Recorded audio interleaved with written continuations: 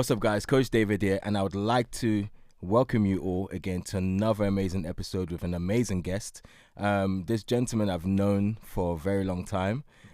We met through sports, and he's kind of gone into a different route as well.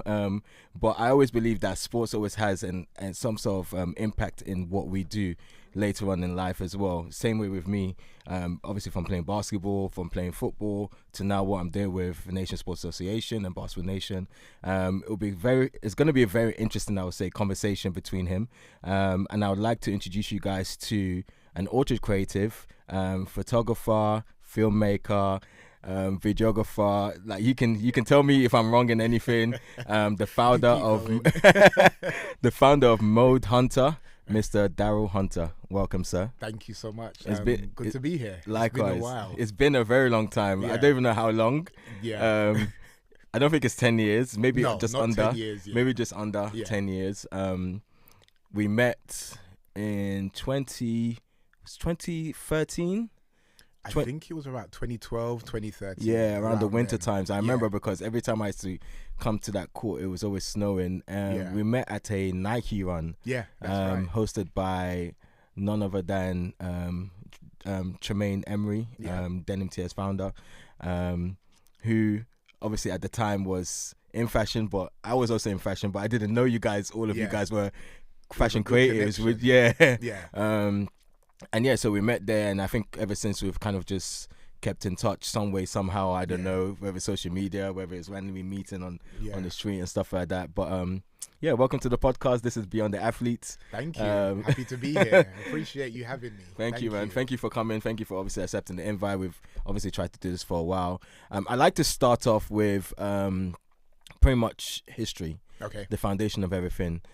Growing up, what was that like for you? What was family life like? What was your childhood like? Different things that you may have learnt that has kind of brought you to where you are today within what you do. Wow. So okay, that's a lot to start with. Mm-hmm. So born and raised in London. Mm-hmm. Grew up with, I have a sister, an older sister, my parents who are originally from Guyana, South America. So yeah, just typical like London kid growing up in East London in Hackney. Yeah, it was, I mean, what do you want to know? Everything really. Like what sport did you play? Any sports? How did you get into photography? What were your passions? All those things basically. So I mean, I've always been quite active from a young age, playing sports, so football, basketball, table tennis, running, athletics, all kinds of things. So it was always something that was with me. I was always quite active. As I got older, I started to take it a bit more seriously. So I played on my college team, played with my church team, played in Sunday league football. Yeah, it was just something for me that I always wanted to be active. I always enjoyed watching sports, literally every kind of sport, and also being involved. So it's something that's kind of stuck with me. And one thing, as you were saying, sports, it's not just while playing. It also, I think, sets a foundation for life. It gives you discipline, allows you to be part of a team. And things like that. So there are things that I think you can take from sports and having that foundation that have always stuck with me. With regards to photography, I know it sounds really cliche, but it was always something that I loved. Yeah, nothing ever is cliche. But it's something, everyone always says, oh, I've always been a photographer or I started out. But for me, it was always something that I loved and enjoyed. Specifically fashion, from a creative aspect, was something that I always felt a part of, even from young, but never something that I took seriously as a career until later on. I mean, the story of how I got into it, I was working in a corporate structure, and this was probably around the time that we met. Okay. So, and I got to a point where I very much was like, what is it I want to do for the rest of my life? That I would love, something that even if I wasn't getting paid, obviously you want to get paid, but even if I wasn't getting paid, what would I get out of bed for in the morning? And something that would drive me, something that feeds my creative spirit. And I settled on fashion photography. At first I wasn't sure whether I wanted to be a stylist, but I reached out to a family friend from, like, she was around the same age as my sister, and her and her brother we were the same age, and our parents were friends and everything. And I reached out to her, and she's an amazing stylist. Like, she was working with all big publications at the time, and I reached out to her and told her that I wanted to get into fashion photography, and she took me under her wing and literally introduced me to a whole bunch of creatives, started taking me to fashion shows, had me assisting her on photo shoots. Amazing. Yeah, like, literally, if it wasn't for her, I wouldn't have been able to get in. Like, she literally opened so many doors for me. I went and I did a short course in fashion photography, learning about lighting setups and how to do photo shoots and editorials and stuff like that. And that's how it all began. That's literally, yeah, that's how the photography journey began. That's quite interesting. So for me, what I got from that wasn't just the process that you went through, but the consistency. Yeah. Because from then to now, you're doing amazing things as well. I appreciate it. And funny enough, the fact that you actually almost kind of identified your purpose. Yeah. Quite earlier on. For me, it was 3 years ago. Yeah. So it just shows that there is a time for everyone as well. And that's something I wanted to highlight to those that are watching, that some people may take them a bit longer and some people might take them a short period of time. Yeah. So for me, it was 3 years ago that I realized, you know what something I'll wake up for is helping people through sports. Yeah. And literally that's what I started doing.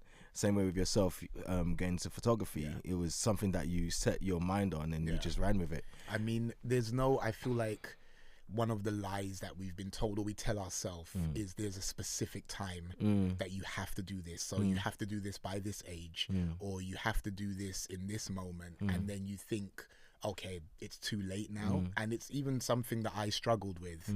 You have this idea of where you should be, but like you said, it could have been 10 years ago, could be 3 years ago, could be today. You wake up and you figure out, this is my purpose, this is what I want to do, this is what drives me. And there's nothing wrong with taking that step in that time. Like, there's no I think there's no deadline, literally. And again, it's still something I'm learning, but it's literally something that we, and I say we, including myself, need to learn. That, it's 3 years ago, you know what, I'm going to go into this wholeheartedly, I'm going to put everything into it now that I've discovered what I want to do and what drives me. Yeah. That's amazing. I really like that, because I'm a big preacher of consistency. Yeah. My mentor talks about that as well. Consistency is key in anything. I think a lot of people tend not to really kind of like really push on what they are meant to do if they're not consistent. For example, at the time, during that time when we first met, I wanted to get into fashion. Okay. But I just didn't know how to. Yeah. I had ideas for design, but I wasn't the designer my mom was. Yeah. Or she is still. I wanted to get into styling, but I didn't know how to. Yeah. I think that's normally the issue. We know where we see the end result and we know where we want to be. Yeah. But it's just, how do I get there? Yeah. Like, what is the journey? So that's. Yeah. And for me, it's similar to yourself as well. I think I started reaching out to people, but I didn't have anyone around me that could show me that way. So I had to learn my own way and really be in people's faces. And I think that's also that allowed me to be able to accomplish what I'm doing now with sports, because it allowed me to now, okay, I've gone through like training with that fashion side, and then now I can apply those skills to sports as well, which has made it a lot more, I won't say easier, but a lot more impactful and made me more efficient and consistent in what I do. But it's, I mean, not to cut you, but it's also, you saying that is important, because a lot of times we look at things that haven't gone so well and not realizing that this is setting you up for the future, because you've now taken all those things that you were using trying to get into fashion and you're able to use them now, whereas like where you actually want to be. So it's really important. So this leads on to my next question. So obviously you've gone now and you've had someone that's sort of like a mentor to you. Yes. Are they still a mentor now to you, or is just is it you've kind of like now more sort of colleagues per se, or? So yeah, I mean, so they are no longer in the fashion industry. Okay. They're no longer in fashion. For me, what happened was I would then reach out to different photographers, whether by mutual introduction or whether people that I had met, and I would literally just go and just sit in their studio and just watch them and observe. I would assist, I would practice, I would do test shoots and just reach out to people, and that's how it grew. For me, I learn by actually doing rather than just sitting down in a classroom reading a book and whatever. For me, yes, there is a side for the technicality of photography, videography. Is that why you did a short else. course? Yeah, exactly. Okay, because I literally had no clue. I just knew what I wanted to do. I didn't know how to truly work a camera. This course taught me, I think it was like 6 or 8 weeks, and it taught me how to use a camera on manual, how about f-stops and lighting setups, and literally the technical side, a brief introduction into it, and then also, hey, if you want to do a shoot, you have a makeup artist, you have hairstylists, you do test shoots, you reach out to agencies. So that in itself was also really valuable. But from there, I then had to very much just keep reaching out and testing and practicing, and like you said, consistency. In the beginning, you have that hunger where you just want to go everywhere with your camera, and you're constantly shooting and reading up books or looking at works of photographers that you admire, buying every magazine possible, and yeah, that's kind of how it went. Amazing. So back a little bit of story. I started loving photography last year. Okay. Yeah. So the first time I actually did any photography was last year. Yeah. I applied for media accreditation to. It was myself, Daniel, who's behind the screen, and another lady. And 3 of us were meant to go to when Team USA were here. Yeah. Before the Olympics, the basketball team, and we wanted. So I was just gonna go there with a GoPro. I was gonna get them to do the photography, videography. Yeah. But we only had one pass. Okay. So I was gonna give it to one of them, and then my wife said, "No, you should go." Yeah. I'm like, I don't know how to do photography, so I had to go on YouTube and learn 3 days before. Yeah. So when I was there, same way that you would ask people, I was like speaking to different people and these are guys that are photographers, videographers, broadcasters from like Germany, from the States, from Spain, from UK, and literally just speaking to everyone. Oh, how do you set up your camera this way? Or I really like how you've done your edits on Lightroom. I actually learned how to use Lightroom from Emmanuel. Yeah.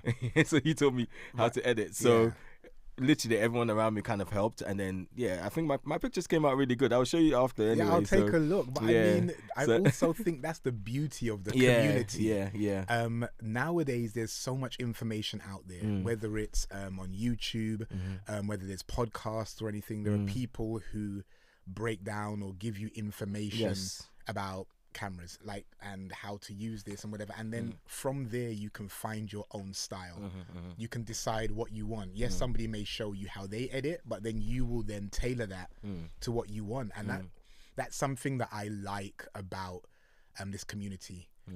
It was also, I mean, I remember this season we were walking, and there was about 3 or 4 of us photographers walking together, and somebody, I think they were either a stylist or something, and they said, "Oh, you guys all hang out and you talk, don't you feel competition between you?" And we're like, no, we don't look at ourselves as competitors. We're colleagues, and if somebody needs help with something, you're not going to be like, I'm not telling you because I don't want you to get ahead. It's kind of like, oh yeah, hey, let me help you with this camera. I think it's important to pass on knowledge. Sitting there and trying to hold on to something, like imagine if you went there and all the people said, we're not telling you because we don't want you to be able to take good pictures, or you should know. I mean, I feel like that's a terrible response. Like, if you have that knowledge, and if you're in an environment where people are all trying to be creative, I think it's good to share. And then I mean, none of us, we could all be in the same place with the same camera. We're not going to take the same pictures. It's going to be different. What your eye sees is very different to what mine sees. How you want to edit, how you want to shoot, whether you're framing it a certain way, it's all different. And I think that's the beauty of it. having people share that knowledge and then seeing what they create and what they come out with it. So I'm glad you had a good experience. Yeah, no, so like, see, good... now you've got the bug. Now you're gonna want to go out and shoot more. And I just need to get a camera. And, so sometimes when we go out to take pictures, I think we went to the Jordan event on Saturday, and I took the camera from him to take his picture. Yeah, but normally he wouldn't have asked me before, but now because he knows, he trusts you now. Now because he knows how I've done, and he's been a good teacher as well. So he's like, okay, cool, you can take the picture. So but it's still a learning process for me. It's something that I do enjoy. Something I'm gonna keep doing as well. You've been promoted now. So You could like take the pictures. Like, trust definitely. me, if a photographer trusts you to take a picture, exactly, you know that you're taking good pictures. So obviously with what you do, and in terms of just life in general, like when we're actually building and being creative and creating, there are things that will obviously, it's never smooth sailing, because a lot of people they see online that, oh, because you dress the same way, because you're wearing Prada, I'm wearing XYZ, maybe LV shoes or whatever, you're doing well. There's nothing happening inside you, like life is good. You're traveling to all this amazing cities, doing photography, going to Paris Fashion Week, you're around all the celebrities, like everything's good, but they don't realize the pain and the process that you have to go through to get to where you are as well. So it'd be great to hear how you, those pains, and how you obviously overcame them as well, or are still overcoming them as well. I mean, that again is a very important topic. A lot of people see the finished product, and a lot of people will see, again, like how you dressed or where you are, and they're like, oh, you're living the life, it's amazing, you're doing so well. First of all, I have to say that I am extremely grateful for where I am. Like, literally, like, all praise to God. Like, I have had some of the most amazing opportunities. I'm able to travel, I'm able to work, I get to go to some of the most amazing cities, work with incredible people. Like, I've had doors open for me that I never expected. So I am extremely grateful, and I realize that it's a privilege. Like, many people like dream about, hey, I'm gonna wake up in Cuba tomorrow, and then hey, I'm gonna get to go to Paris the next day. So having these opportunities for me is truly amazing, and I never want to take it for granted. Saying that, there is the hard graft behind it. When I first started going to like New York, that definitely would not have been possible without, I have family in New York, and I was able to stay with them. So I only had to pay for my flight. I would literally stay with my family. They looked after me, like, literally. So imagine, like, I'm now going to New York and I'm staying like for free. That's a massive chunk of money that you would spend on accommodation. So you have the support of family, and you also have somewhere to stay. When I first started doing Paris Fashion Week, I had another friend in the industry who was like a stylist and influence, whatever, who was like, you can stay in my apartment. So that's the thing, when you start out, for me, without the help and support of those around you, unless you have a massive bank account, it's very difficult. Then you have the late nights and early mornings. So yes, we're in these amazing places and you're producing images, you're getting to go to amazing events. However, for me, especially during the summer fashion weeks, my days, I'm getting up sometimes, I'd say like 6:30, 7 o'clock in the morning. Depending on what shows I've done the day before, I'm getting to sleep probably about, I always say, if I get to bed by 3 a.m., that's a good night. Oh, wow. So you're averaging literally about 3, maybe 4 hours sleep a night if you're lucky.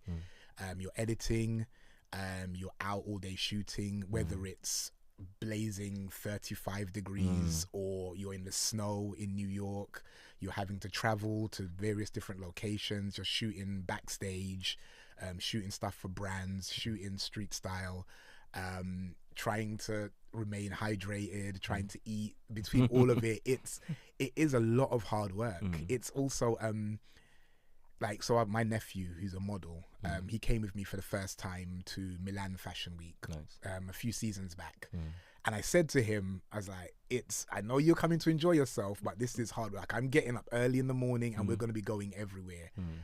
And I think after a few days, he realized, I was just like, just meet me when you can. Like, when he got back after Fashion Week, his mum asked me, what did you do to him? He has slept all week. And that's the thing. A lot of people look at the finished result and they look at the polished images and the beautiful clothes and what they see online and don't realize that people, whether they're in production, photographers, stylists, buyers, it's work. Like, you're actually there to work. It's not just a holiday. It's not just running around.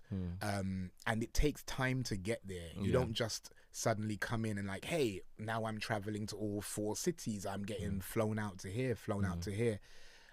I always feel that even now, after being in the industry so long, it's a massive privilege for someone to say to me, hey, we want to bring you here to do this job for us, because that means that you actually trust me, you respect my work, because there's so many other talented creatives that are in that city or in that country that you could have asked, and you've asked me. So overall, I would say it is again a blessing, but there is a lot of hard work, a lot of sleepless nights, a lot of learning, dealing with like, unless you have a whole team behind you, you have to be an accountant, you have to be a manager, you have to do your admin, you have to be your own personal assistant, you have to be your editor. These are all the things that you have to do and have to manage. So there's more to it than just showing up in a city and taking pictures. There's so much more. Absolutely correct, absolutely right. And thank you for sharing that as well, because it reminded me of so when I was in styling, I used to assist Zoe Costello. And this was, I think, during COVID or just before COVID and after. And I remember getting into styling, and you'd think that the level that she's at, it makes sense, the amount of work that you have to do just to style 3 artists or just 1 artist with 1 outfit. I'm having to go to Hackney to pick up this 3 bags. I'm having to go to the city to pick up this two boxes. Like, it was crazy to the point that I can't carry any of this on the public transport. I have to put in a cab. And then now it's obviously having to sort out the cab and making sure that like everything is sorted, make sure you're picking up the right items, the right sizes, and then you take all of this to the set, and you've maybe used like 2 items basically from all of that, and then you have to return everything back as well. And that's just my part. I'm not thinking about her part is maybe even way more than that. Exactly. And the grafting that comes with that just made me really respect a lot of stylists like herself, and also creatives as well, because the amount of work that you have to put in behind the scenes is what produces the great work that we see, like we see on your page, that we see with what she does with her artists as well. And I think a lot of that really taught me what to do within sports as well. So bringing that grafting, like I was saying, that myself and Amanda, we used to carry the tripods and cameras here, like when we started the podcast, and we'll be traveling from maybe almost 2-hour journeys. I'll have 2 tripods on my shoulder, he'll have lights on his shoulder, we'll have a camera bag, like all that kind of stuff. And then and we made sure that we had to do that. Even when I had a conversation with Maximilian Cooper from Gombo 3000, and I keep saying this story to everyone, I remember in the first 3 years, he told me that a lot of people used to think that he was a millionaire. But he would say that he had to walk from, I think, West London all the way to Islington to pick up maybe something like merchandise or something like that they were using for Gumball.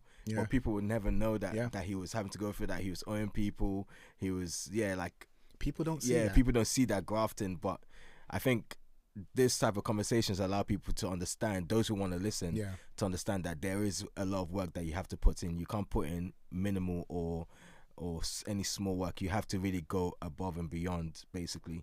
I think it's also, like you said, from you being in it, you found it was a newfound respect. A lot of people look at photographers. I've heard people say to me, oh, all you do is push a button. Like, it's literally, it's so easy. You just have to push a button. Same with stylists. It's like, oh, you're just putting clothes on someone. Like, there's research, there's the pickups, there's drop-offs, there's steaming, there's pinning, like there's thinking of how the outfits go together. It's literally so much work that goes into being a stylist, hairstylist, makeup artist, photographer that people don't see.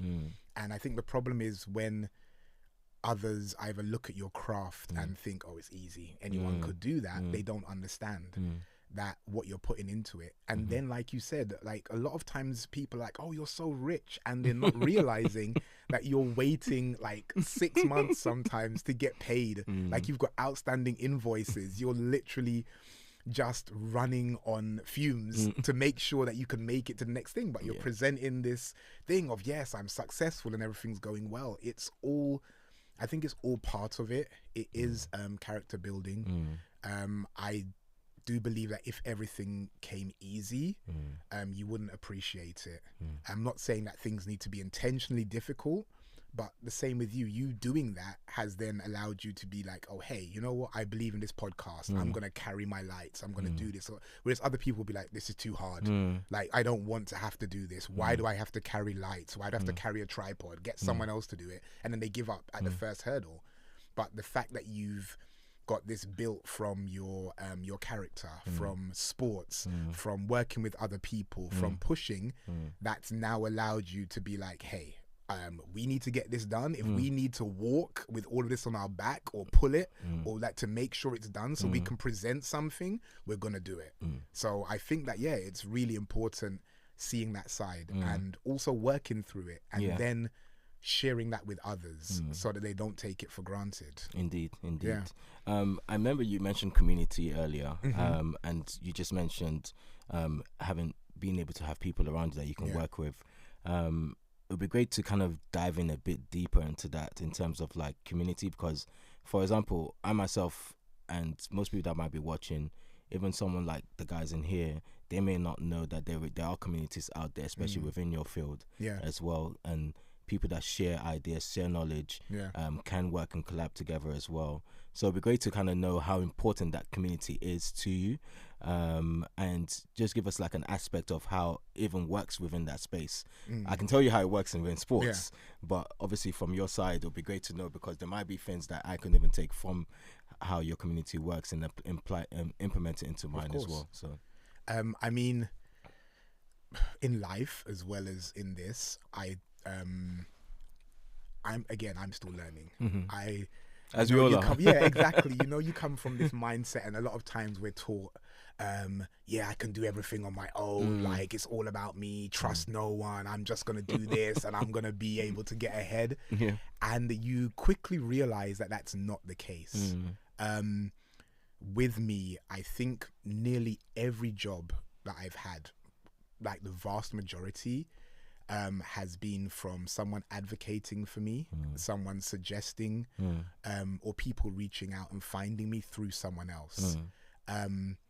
A lot of the things that I've learned have been from people sharing knowledge, from people. It's like community in whatever space you're in is extremely important. It's also important to find the right community, people that you look up to, people who are doing better than you, people who are either where you want to be or are on a path that you want to be. Like, having that support and having someone you can bounce ideas off of. If you're like, hey, you know what, let's go and grab dinner, or let's go and grab a drink or something, and just building. Like, I always say that one of the most important parts of this is relationships. Like, you don't just go up to someone and say, hey, I want you to tell me this or give me this or give me that. Build relationships without expecting anything in return. That's true.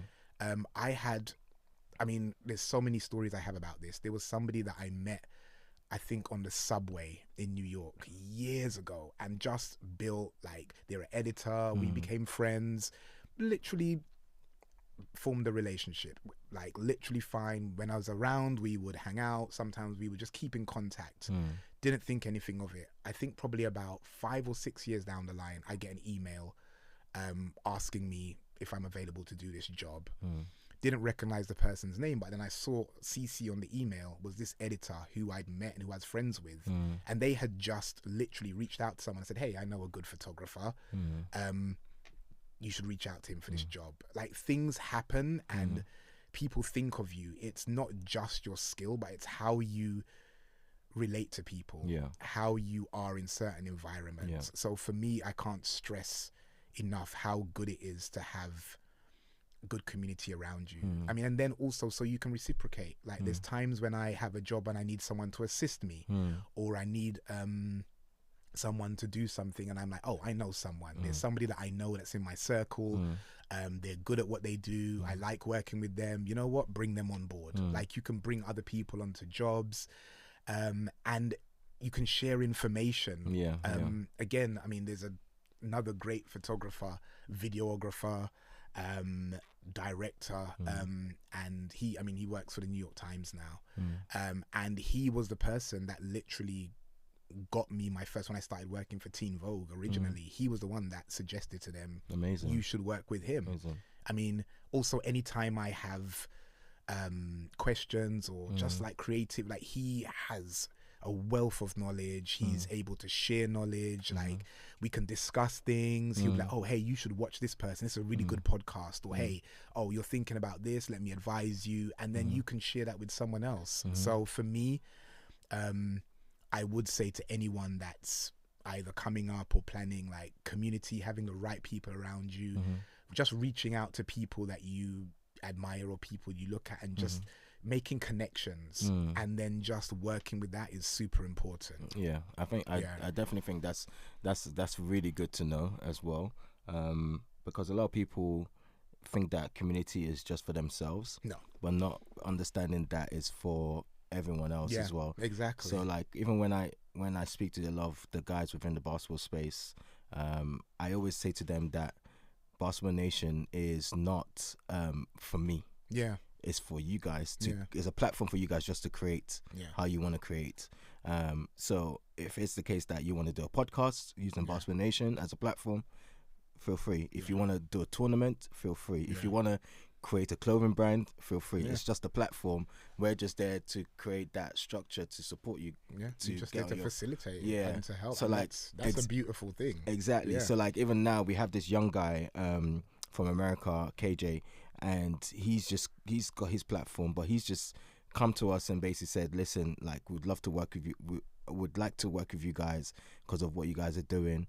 And I'm like, yeah, this is your platform. Like, what do you want to do? And then from there, it's almost like it's kind of like taking us to another level now. Where things that I was thinking about before by myself or with a smaller team, he's now been able to, like, maybe enhance that and say, okay, cool, we should do this. So now we didn't want to play in the Summer League this year, but we ended up playing in the Summer League this year because of him. We put our team in the National League now, something that I've been thinking about 2 years ago. Incredible. But because he's just, like, pushed and said, you know what, let's just register, see what happens. I'm not thinking about that. I'm thinking, how are we going to pay for our home court? How are we going to do all that stuff? But he's like, let's just do the first part. Exactly. Take the first step. Exactly. So having people around like that and having that community does help as well. So it's not like I'm asking for anything back from them, but the fact that he's been able to put his time and put his effort into this is created something that's completely new and different for us. Basically, which is powerful. So that was really good to share. Thank you. No, that's all right. That's the thing. It's like just not about taking. It's about giving as well. That's what community is about. It's like a symbiotic relationship. Like, you give and you get, and that's how you grow. Like, you're sharing.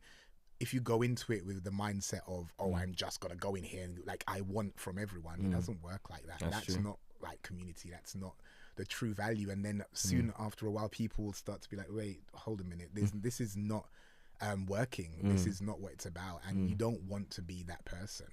That's true. That's true. Leading on to my next question, obviously we've spoken about community. I did say I didn't do any research, but I read somewhere, and I can't remember where, that you're planning to get into filmmaking. Is that true? I think that was probably in an interview that I had done before. For me, I love photography. It's my first love, like all types of photography. yes, I choose fashion photography and portrait photography as my main medium, but I love all types of photography. And what I had said is I don't like to limit myself in a creative space. I have a friend called Simon Frederick, an amazing, I know who that is. Amazing director, photographer, everything. And one of the quotes he had said is, he's a creative, and at the moment, photography is his medium. It depends. If he now uses film as his medium, that's him. He's just, and it makes sense because as a creative, you're kind of fluid. Like I don't feel like you should limit yourself to one space. If you're a photographer and you're great at sketching, like what's stopping you from now creating some works of art? If you're a filmmaker and you also are great with clay, like you could be a sculptor, like and that's the thing. That's why I said filmmaking, because it's something that I enjoy. I do like telling stories with photography, but then there's also another element that and I have had the opportunity, thankfully, to be able to do some film work as well and work with other people, which I'm super grateful for, because it also gives me a chance to kind of flex my creative muscles and try something new. And like basically I like just being thrown in at the deep end and being like, you know what, sink or swim, I need to figure this out. So having that opportunity to try, it's like definitely something that I would like to do and something that I'm thinking about moving into. Sounds good. I like the fact that you said that you don't want to limit yourself and you want to go into other things. Similar to myself and the guys in here as well, we're always very much kind of looking to push the boundaries. I know, for example, Emmanuel started off doing photography, now he's doing videography as well. I know Amandla, obviously, from, funny enough, this guy that you're sitting here, he knows how to do everything. He knows how to do photography, videography. He knows how to edit videos. He knows how to build websites. He knows how to build apps. He knows how to. Yo, that's valuable. He's currently even working on building a bank now with another company. I love that. He knows how to do everything. So it's it's nice to be connected with him. Exactly. You need to keep a hold of him, honestly. But then you still have someone like Adam as well, who's worked in the TV space as a creative, but also in tech and cybersecurity and all that kind of stuff. And then you have Daniel, who's like one of the, personally for me, he's a very good writer when it comes to like writing scripts, filmmaking, but then at the same time on the camera he's like one of the best. A lot of people are not going to know him yet, but people are definitely going to know who he is eventually. I mean, you have a great team. That's like, you have so much skills here that you can like feed off of. 100%. And, like, again, you have your community you can share. Like literally you have this and they can learn and you can learn, and that is like the quickest way to build each other up. 100%. And then like there's no limits, because you're like, oh hey, let's try this, oh hey, let's do that. And for me, again, like you said, you got help with the photography, and now that's another skill that you're added and that you're learning and you're growing. It shows again that there's no limits. It's just the people around you. And whereas, like you said, even with the basketball, you weren't thinking of this. You're like, oh, the money, whatever. And this guy comes along, and is like, let's do this. And then all of a sudden, it takes it to a place that you didn't expect. It's beautiful. Because then we realized that money gets attracted to what you create as well. It gets attracted to a problem. So if you're building something and you're being creative and you have something there, it almost kind of like attracts it. Like, okay, cool, this needs to be sorted. So for some way, somehow, the finances will always be there. And that's something. If you're not doing anything, why do you? If you're just sitting back and expecting this, like literally, it's not going to happen. No, not at all. But yeah, that was a good point as well. I wanted to go into a bit more about your experiences now. Obviously, you've traveled to so many cities, so many events. What would you say your favorite cities have been to shoot at? I know you. Wow, that's hard. I have favorites. I don't have one favorite. Not one favorite. Favorites. Okay, so I think one of the best experiences that I had was going to Cuba. Nice. And working out there. I was working with a travel company, and I got to go to Cuba for 2 weeks, and traveled around to various places. They wanted images of Cuba, of life, of hotels, of like more documentary style photography. And for me, it was one of the most incredible experiences. as much as I like going to Paris and New York and whatever, I like going somewhere where the culture and the experience is completely different to what I've been used to. Somewhere where I can learn more. I think that's one of the best ways of learning, traveling. In that as well, Saudi Arabia was one of my most favorite trips as well. Again, like a completely different culture. Uzbekistan was, again, incredible. Just the architecture, the food, the hospitality of the people. Georgia, the country, is another one of my favorites. I think for me, I love photography. What I love the most about this job and the opportunities I have is meeting people all around the world, going to different places. Like even in Fashion Week, like literally you could be sitting down at dinner with someone from Thailand, from Japan, from the US, from Canada. Like you have all of these people in one space, and it's all of these cultures and experiences coming together, talking, sharing food, sharing experiences. It's, for me, that's the beauty of it. Being able to go to various spaces, but then also having these connections with different people, different backgrounds, and just learning. So, amazing. Yeah, I like that, the connectivity between like people from different backgrounds is so amazing. And I think it comes, I don't think all industries have that, but a lot of industries, creative, sports, media, like everything to do with something to do with like just being a creator, tends to allow you to meet those sort of people as well. Same with myself, the amount of people I've met internationally, just not even just from doing media in sports, but also this podcast as well. It's allowed me to speak to some interesting people from all over the world. So it's a great tool. Like, it opens so many doors. 100%. So who are the most interesting people that you've been able to shoot? Because there's quite a few on your page, but I don't know if there's any others that we may not know about that you may not maybe keeping to yourself. Because I know sometimes artists like to keep some of their work to themselves. So do you know what it is for me as well? I try to, like, yes, there are some people who I have on a list, and I'm like, oh, I would love to do a portrait of this person. Or like you have a list of people that you're like, these are the people that would be my goals to like shoot, have a nice portrait session with, or this kind of brand I would love to do a campaign for, or whatever. I have an issue where I don't stay in the moment. So even when I shoot someone who I'm totally amazed by and I'm happy, I would be like, okay, what's next? So yes, there are people that I have like amazing talents that I've been able to work with, but instead of just sitting back and thinking, oh, they were great, and then constantly reliving that moment, my thing is, okay, what do I want to do next? Who is it I want to work with? How can I be better? Who can I work with? So yeah, I think it might be me downplaying it a bit, but I have been able to photograph and work with some like amazing people. Are you gonna tell us some names? That's what we're waiting for. Oh, okay. Oh man. Okay, so most recently, someone who I've like from a fashion perspective, from talent, from hard work, from acting, writing, everything, Tracy Ellis Ross. I worked with her to capture her for the Met Gala. And amazing. Yeah, I mean, again, and this is the other thing that I feel so privileged. Not only do I get these opportunities, but the people that I work with are some of the nicest people. The experience is great.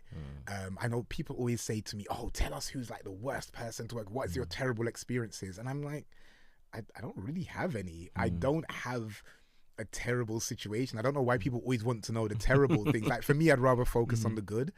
So yeah, having that experience and that opportunity, it was something that I've looked forward to, and it was amazing. And being able to be in the same rooms and work with talent like that is great. And then you're like, okay, how can I improve? Like, I'd love to shoot her again. Like, what would we do next? What would happen?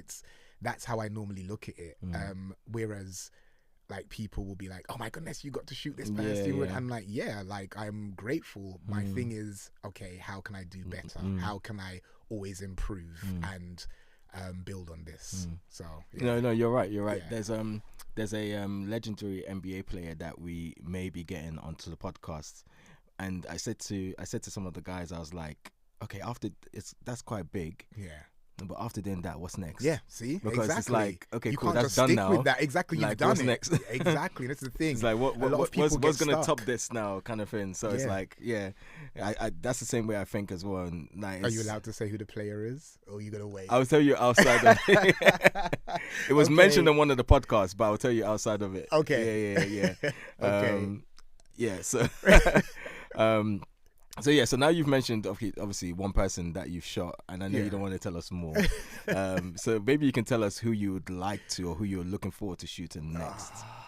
That's for me, again, not that I'm trying to gatekeep, but I like to say things after they've happened. Okay. I'm very much I believe in yes, you should have goals, and yes, you should, but a lot of people, and that's fine, a lot of people talk about things before it happens, and it may not materialize, or it's like only becomes just a talking point, and you don't actually do it. For me, I prefer to be like, I'm going to keep this very close to my chest until it happens, and then we'll see it, and then I will put it out there. I mean, I get in trouble so many times with my sister, with family, and they're like, why did you not tell us you were doing this and everything?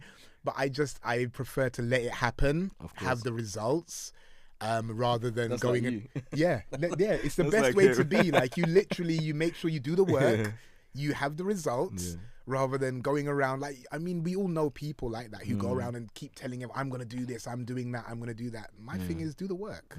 Like, let the work show, and then when it happens, then you can celebrate yourself. Others who support you and assist you, they can celebrate you, and then you can move on to the next thing. That's kind of how I look at it. So I'm not trying to I know. to hold it back. That's okay. That's okay. I have a few more questions to ask. Obviously, they're not, I wouldn't say final questions, because we're obviously going to have conversations after this. Of course. My next one would be, what, I know you don't like talking about the future, but what's next for Modehunter? Because Modehunter is your platform. Yes. Yeah. So what's next for Modehunter? Because you already told us what next for you, but what's next for Modehunter? So the thing, when I started, or when I like started doing photography or whatever, Modehunter was supposed to be, or how I saw it, it was a platform for, I remember when I first started, I would, during fashion weeks, when I wasn't before I started to go around the world, I would literally, as soon as fashion shows were finished, I would go on, I remember like style.com or whatever, and look at all the pieces, and then like write reviews about the shows. Yeah, I would literally write reviews about the shows. When the different campaigns came out, so like the spring, summer or whatever, I would look at the pictures and talk about it. So Modehunter was not only supposed to be a platform to showcase my work, I looked at it as something where I could have writers or other photographers contributing, making it more of a space for creatives. It's something that I'm still working on, and something I would like to see happen. For me, my main thing is, if I have people working with me or for me, I want to respect creatives. I want to make sure that people are compensated for their work. If you're doing something, like, so having that platform would be great, but also I'm like, we need to have the funding to make sure that people are being compensated correctly.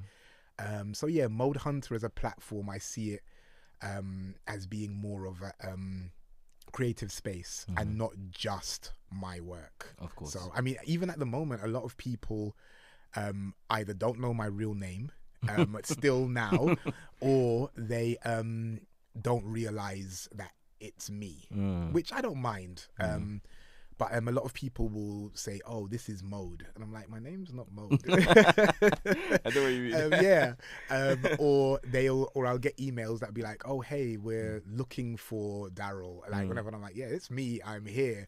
But it's something that I want to create. Like much like you have here, you have a team, you have people working together. You're part of it. That's something that I would definitely like to push. Amazing. Good to know. Thank you for that. Last two questions.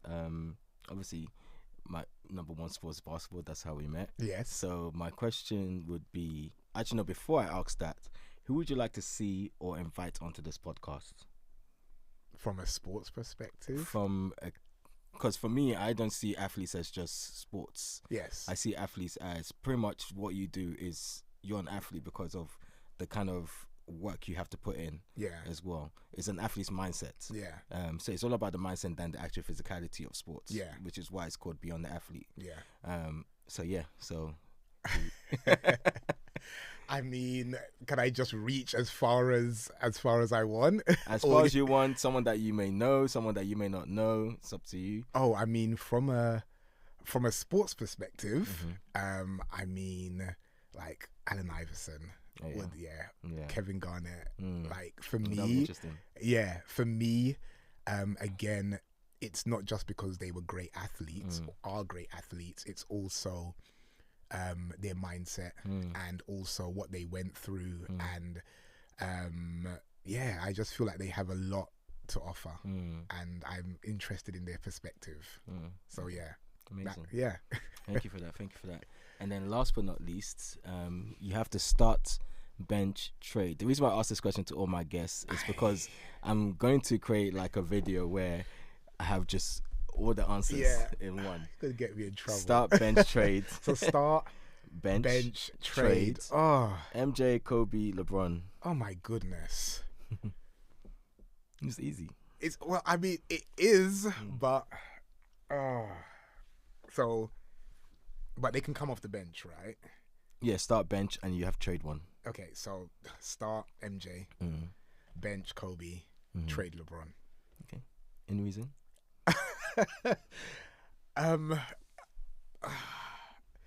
So for me, I grew up like watching Michael Jordan. So I actually saw him, not in person, but I grew up watching him play. Like Michael Jordan, Clyde Drexler, Charles Barkley, like all those. And so seeing what he did and how he changed the game, the way he played his game, his mentality, for me, he was always the epitome of success. Like basketball, like literally he was always the number one player. Like there were other players, like I still to this day, my favorite point guard is Jason Kidd. Nice. I love Ray Allen, like Grant Hill, Penny Hardaway. Like these are the people that so seeing them and seeing that era, I mean, Prime Shaq was ridiculous.